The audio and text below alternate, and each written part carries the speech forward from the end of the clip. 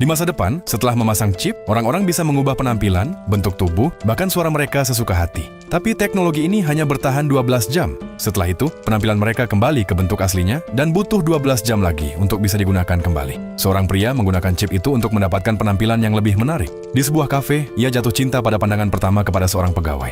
Mereka saling tersenyum dan bertukar nomor telepon. Keesokan harinya, mereka berkencan. Hanya dengan saling menatap, mereka sudah merasa bahagia. Setelah itu, mereka pergi ke sebuah klub khusus pengguna chip, tempat di mana semua orang terlihat seperti model. Namun, saat pria itu mabuk dan berjalan sempoyongan, bartender tidak sengaja memukul kepalanya. Sistem chip segera memperingatkan bahwa chip miliknya telah rusak. Ia segera berlari ke toilet dan menyadari penampilannya sudah kembali ke wujud asli. Karena malu, ia meninggalkan wanita itu dan pulang. Beberapa waktu kemudian, ia kembali ke kafe dan meminta maaf. Gadis itu memaafkannya dan menuliskan kata kencan lagi di cangkir, lalu memberikannya pada pria itu. Kencan kedua mereka berjalan dengan lancar. Namun ketika suasana mulai romantis, wanita itu tiba-tiba mengaku bahwa dalam 10 detik lagi, penampilannya akan kembali ke wujud asli. Jadi ia pun panik dan pergi meninggalkannya. Saat itu pria itu sadar, meskipun chip bisa membuat penampilannya lebih baik, tapi justru membuat hubungannya jadi rumit. Malam itu ia bermimpi buruk dan setelah terbangun, ia memutuskan berhenti menggunakan sistem chip. Saat ia keluar ke balkon untuk menenangkan diri, ia bertemu tetangganya, seorang wanita yang pernah ia tolong sebelumnya, ketika lukisan miliknya hampir terjatuh tertiup angin.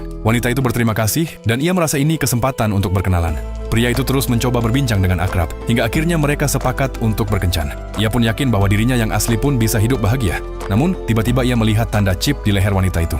Rasa ragu pun muncul. Lalu ia tidak sengaja melihat bentuk dirinya di kertas saat menggunakan chip. Akhirnya, ia mencoba menelepon nomor pelayan kafe, yang dulu ia pernah sukai. Dan saat itu, ponsel wanita di hadapannya mulai berdering,